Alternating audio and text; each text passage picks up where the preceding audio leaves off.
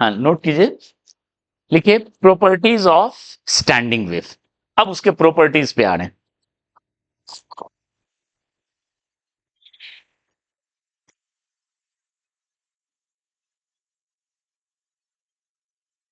Properties of standing wave,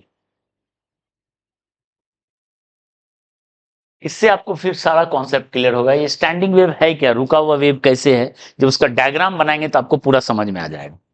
ठीक है, देखिए ध्यान दीजिए, और इसका कंपैरिजन हम लोग ट्रैवलिंग वेव से करते रहेंगे, क्योंकि एक कॉमन सा क्वेश्चन स्कूल में आता है, तो स्कूल एग्जाम सबका हो गया, लेकिन एक कॉमन सा ये क्वेश्चन आता है कि ट्रैवलिंग वेव और स्टैंडिंग वेव का कंपैरिजन करो। तो अगर प्रॉपर्टी समझे तो सब कंपैरिजन वगैरह हो जाएगा। तो देखिए पहला पॉइंट क्या है, ट्रैवलिंग वेव में क्या था, हर पार्टिकल ऑसिलेट करता था with same amplitude, same omega, same सब चीज, सिर्फ फेज अलग होता था।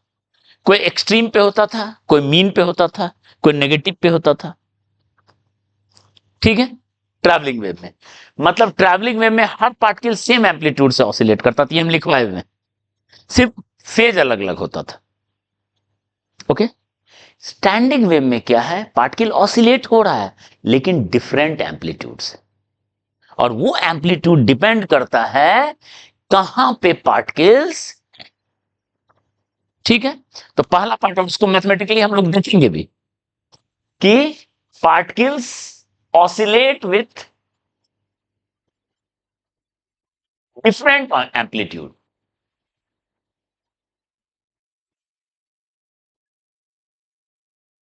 Depends on location of particles.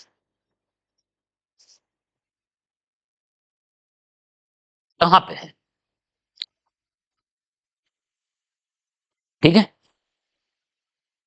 इसको कैसे मैथमेटिकली देखेंगे, ध्यान दीजिए।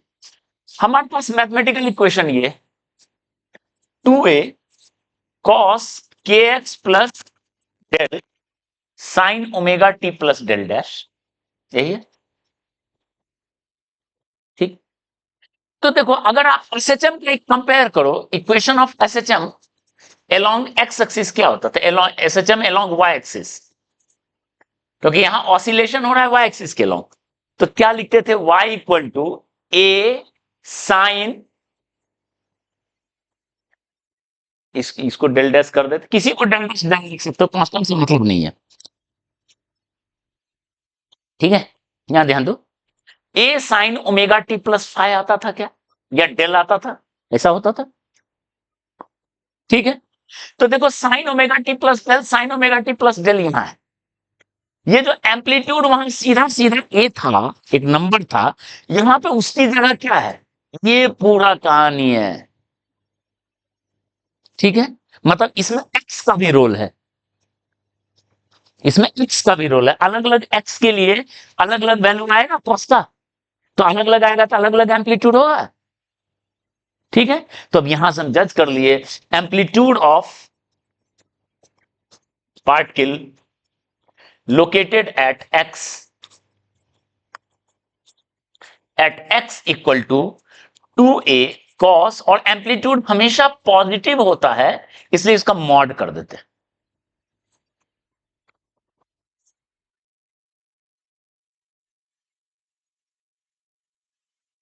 ठीक है, ये हो गया एम्पलीट्यूड, क्योंकि एम्पलीट्यूड तो पॉजिटिव होना चाहिए तब। ठीक है, तो अलग अलग एक्स पुट करेंगे, अलग अलग एम्पलीट्यूड होगा। जैसे अभी जो हम पीवाईक्यू के क्वेश्चन लिए थे, उसमें क्वेश्चन फ्रीक्वेंसी वगैरह नहीं पूछा था, वो तो हमने टॉपिक से दिया था। क्वेश्चन क्या था अभी जो बताओ तो, वो एक्सप्रेशन क्या था जो अभी लिखे थे, 10 mm, बताइए, cos पाई एक्स 200 पाई टी, ये था। अब देखो इसमें जो क्वेश्चन था, पूछा क्या था मैं बता रहा हूं, उसमें जो क्वेश्चन पूछा था वो वो तो हमने दिया था कि फ्रीक्वेंसी वगैरह निकालने, एक्चुअल क्वेश्चन ये था, what is amplitude of particle, question ये था, amplitude of particle located at, ठीक है, x equal to 4/3 centimetre. 4/3 centimetre पे जो पार्टिकल है उसका एम्पलीट्यूड कितना है? हाँ हाँ, ये डेल डैश तो एक वो तो इक्वेशन से आया है, कुछ भी हो सकता है। हाँ, -7/2 जो कॉस वाला था, ठीक है, क्लियर है। तो पूछा एम्पलीट्यूड, तो बताओ क्या करेंगे, इसमें क्या पुट करेंगे, बताओ एक्स का वैल्यू क्या पुट करेंगे, 4/3। तो बताओ कॉस क्या लिखेंगे, कॉस पाई इंटू 4/3। कॉस 4 पाई/3 का वैल्यू क्या होता है, कॉस पाई प्लस पाई/3 हो गया, कॉस 60 डिग्री माइनस कॉस पाई/3। माइनस कॉस पाई/3 कितना हुआ, -½ -½ हो गया। तो ये वैल्यू तो हो गया -½ और आगे में 10 है तो 10 इंटू हाफ, मैं मोड ले लेंगे 5, तो उसका एम्पलीट्यूड कितना हो जाएगा, 5 उसका एम्पलीट्यूड क्या हो जाएगा, समझ में आया, ठीक है। तो एम्पलीट्यूड अलग अलग, एक्स का अलग अलग, ठीक है। और अभी हम लोग नोट एंटी नोट पढ़ेंगे तो और चीज समझ में आएगा, क्लियर है। तो एक कॉमन सा क्वेश्चन रहेगा, इस पार्टिकल का कितना एम्पलीट्यूड है, बस वो एक्स में पुट कर देना, ये वैल्यू आगे का कैलकुलेट कर लेना है कितना, और उसका मॉड ले लेना। तो एक्स का वैल्यू 4/3 पुट कर दिए, कॉस 4 पाई/3 -½ आया, 10 मल्टीप्लाई किए -5, तो -5 नहीं, एम्पलीट्यूड 5 होगा। इतना क्लियर है, ठीक है। चलो अब देखो, अब हम लोग लिख रहे हैं concept of nodes and anti nodes. ये क्या, देखो नोड्स एंड एंटी नोड्स क्या है, नोड्स एंड एंटी नोड्स, देखो ध्यान से, एम्पलीट्यूड तो एक्स पे डिपेंड कर रहा है, तो बहुत ऐसा एक्स आएगा जिसके लिए ये कॉस वाला टर्म 0 हो जाएगा। ये कॉस बहुत ऐसा एक्स आएगा जिसके लिए मान लो ये एंगल हो गया π/2, 3 π/2, 5 π/2, 7 π/2, तो उसके लिए कॉस का एंगल क्या हो जाएगा, कॉस का वैल्यू क्या हो जाएगा, 0, यानी उसका एम्पलीट्यूड क्या हो जाएगा, 0।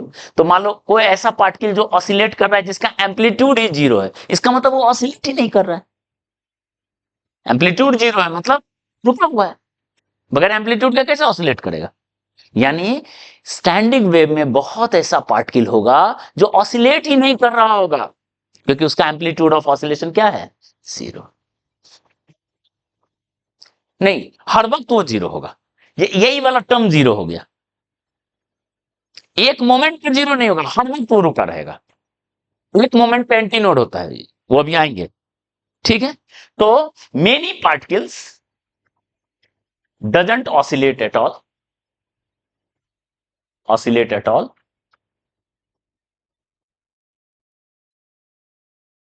they have zero amplitude, उनका एम्पलीट्यूड क्या है, 0।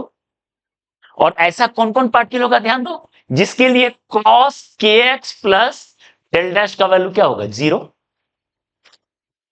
वैसा पार्टिकल। तो मान लेते हैं, let us assume x1 x2 x3 x4, ये सब पार्टिकल्स के लिए क्या है, ये इसका वैल्यू क्या हो गया, 0, इसका वैल्यू क्या हो जाएगा, 0।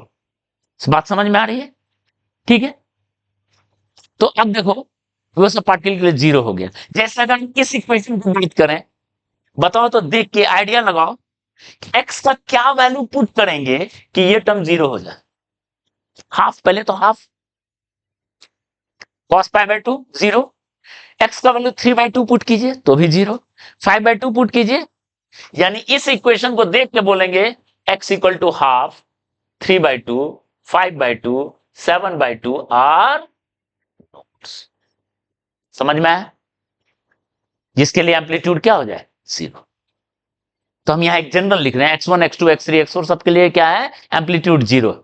तो अगर हम निकालना चाहें distance between two nodes, distance between two nodes, x1 x2 के बीच का क्या डिस्टेंस है, ठीक है, x2 x3 के बीच का क्या डिस्टेंस है, ठीक है, कितना होता है, छोड़िए, दो नोड के बीच का डिस्टेंस, कितना होता है प्रज्ञा? स्कूल में पढ़ाया हुआ है ना? और कोई? लैम्डा बाई 2, दो नोड के बीच का डिस्टेंस। तो वही हमको देखना है कैसे होगा प्रूफ, जानती हो?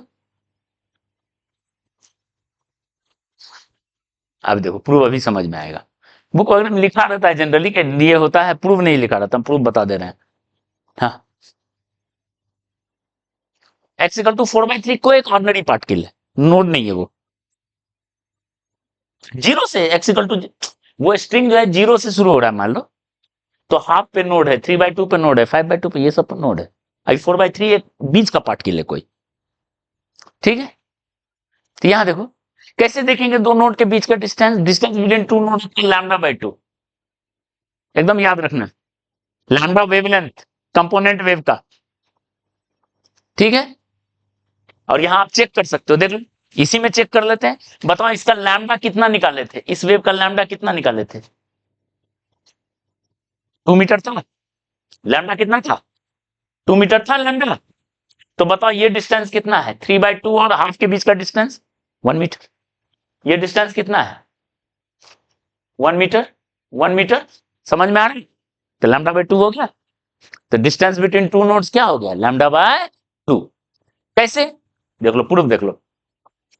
x1 के लिए पहले पुट कर देते हैं, 0 है, तो मान लेते हैं के x1 प्लस डेल डैश का वैल्यू π/2 हो गया, तब ना 0 होगा, ठीक है? π/2 पे 0 हो गया। π/2 से आगे बढ़े तो 3π/2 पे, तो बताओ के x2 प्लस डेल डैश क्या हो जाएगा? 3π/2 हो गया। सब्सट्रैक्ट करो तो के x2 माइनस x1 कितना हो जाएगा? 3π/2 में π/2 गया, पाई पाई 2π/2 पाई, यानी x2 माइनस x1 कितना हो गया? पाई बाय के, 2π/k का हाफ, 2π/k क्या है? Lambda, that is lambda by, तो दो नोड के बीच का डिस्टेंस कितना हो गया? लैम्डा बाय, ठीक है? ये नोड अपनी जगह रुका हुआ, ऑसिलेट ही कर रहा, ठीक है? अब एंटी नोड्स क्या है? नोड्स का उल्टा, ठीक है? अच्छा, नोड्स को आप ऐसे भी समझो, नोड्स को और एक समझने का ये भी तरीका है, ठीक है? पूरा डेप्थ समझो अच्छे से।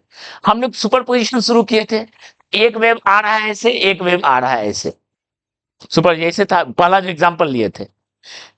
तो नोड्स वो पार्टिकल हैं, दो वेव ऐसे आ रहे हैं ऐसे, नोड्स वो पार्टिकल्स होंगे जहां पे इधर से आने वाला वेव और इधर से आने वाला वेव और इधर से आने वाला वेव हमेशा कैंसिल करे। ये अगर 2 मिलीमीटर ऊपर किया तो वो 2 मिलीमीटर नीचे किया, उधर से आने वाले 5 मिलीमीटर नीचे किया तो ये 5 मिलीमीटर ऊपर करेगा। मतलब इस पॉइंट पे इधर से आने वाला वेव और इधर से आने वाला वेव हमेशा ना कैंसिल आउट करे। तो नोड्स वो भी पार्टिकल है एट दीज पॉइंट्स, ठीक है? Oscillations from both wave, oscillations from component wave cancel out. बात समझ में आ रहा है? ऑलवेज, हमेशा, मतलब एक ऐसे किया तो दूसरा ऐसे करेगा हमेशा, और इक्वल अमाउंट, ताकि वो मिलके क्या हो जाए? हमेशा 0 रहे। क्लियर है? अच्छा, और इन अदर वर्ड्स इसको आप ऐसे भी समझ सकते हो, अगर एसएचएम का आइडिया है तो। दो एसएचएम, अभी हम लोग फेजर भी समझे थे, दो एसएचएम कब कैंसिल करेगा एक दूसरे को? जब दोनों के बीच का पाई होगा, एंगल जो होगा, दो वेक्टर कब कैंसिल करता है? जब पाई होता है। दो वेक्टर कब कैंसिल करता है? पाई होता है। तो दोनों एसएचएम के बीच का अगर एंगल पाई है तो कैंसिल होगा, ठीक है? यानी दोनों पाई पाई डिफरेंस है, इसका मतलब दोनों उल्टे फेज में है। बहुत सारे कर सकते हो, तो बोल सकते in other words oscillations at these points are in opposite phase, in opposite phase, उल्टा फेज में है। क्लियर है? उल्टा फेज में है मतलब कैंसिल आउट हुआ, इस पॉइंट पे हमेशा होगा, ठीक है? ये तो स्ट्रिंग के टर्म में हम समझ लिए, स्ट्रिंग के टर्म में। अगर साउंड के टर्म में समझे पहले साउंड के टर्म में भी सोचो। साउंड के टर्म में क्या है, इधर से एक साउंड आ रहा है, इधर से एक साउंड आ रहा है, कहीं नोड है, इधर से जो एक्स्ट्रा प्रेशर आ रहा है और इधर से जो एक्स्ट्रा प्रेशर आ रहा है वो क्या होगा, कैंसिल आउट हो रहा है। इधर से अगर बढ़ा हुआ आ रहा है तो इधर से वहां पे घटा हुआ आएगा, बढ़ा हुआ घटा हुआ मिलके कैंसिल। ठीक है, मतलब इधर से अगर बढ़ा हुआ मतलब कंप्रेशन आ रहा है, इधर से घटा हुआ मतलब रेयरफेक्शन आ रहा है। कंप्रेशन रेयरफेक्शन लास्ट क्लास में बता चुके हैं।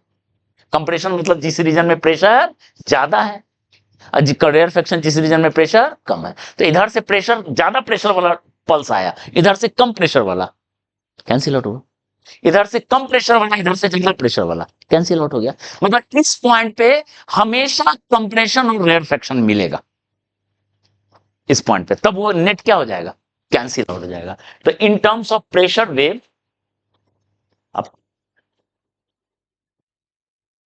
सिर्फ फार्मूला जानने से मतलब नहीं है फिजिक्स में। फार्मूला तो हम स्टैंडिंग वेव पर भी बता दें तुरंत, इतना ही दूर में सब खत्म हो जाएगा, फिर आपसे न्यूमेरिकल नहीं बनेगा, कॉन्फिडेंस ही नहीं आएगा। ठीक है, तो डेप्थ समझना जरूरी है। ध्यान दो, in terms of pressure wave eight location of nodes always at no compression meets rarefaction or rarefaction meets compression हमेशा, so that del P equal to del P1 plus del P2 हमेशा क्या हो जाए, जीरो। एक high है positive है तो एक नेगेटिव, हमेशा क्या हो, जीरो। ठीक है, मतलब there is no extra pressure at that point, there is no extra pressure at that point.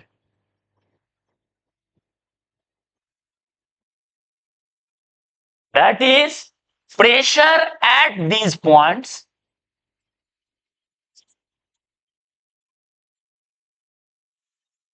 is always equal to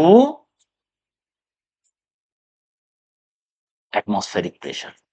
जब किसी जगह पे कोई एक्स्ट्रा प्रेशर ही नहीं है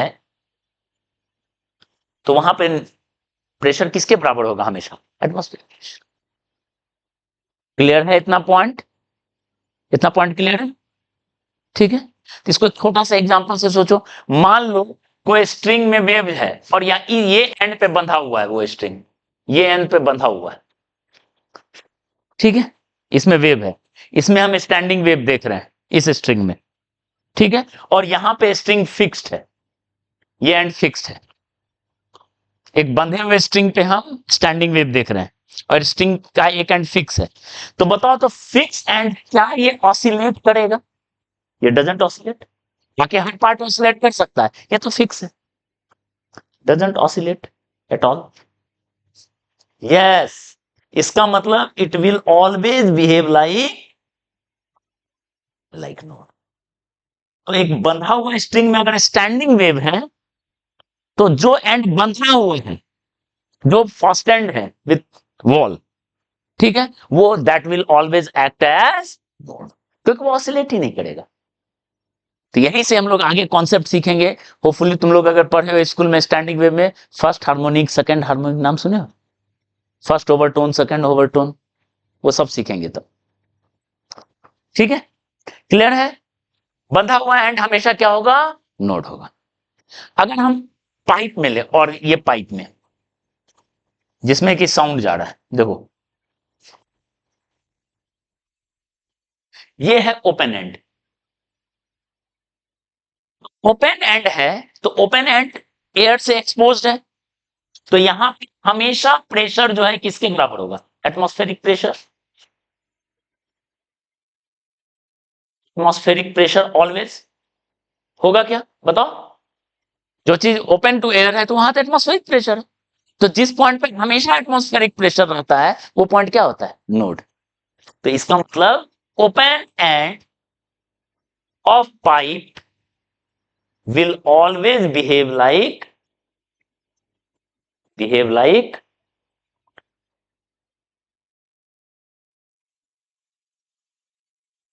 ठीक है, इतना नोट। फिर अब आएंगे एंटी नोट, उसका भी मैथमेटिकल देखेंगे, फिर कंबाइन कर लेंगे।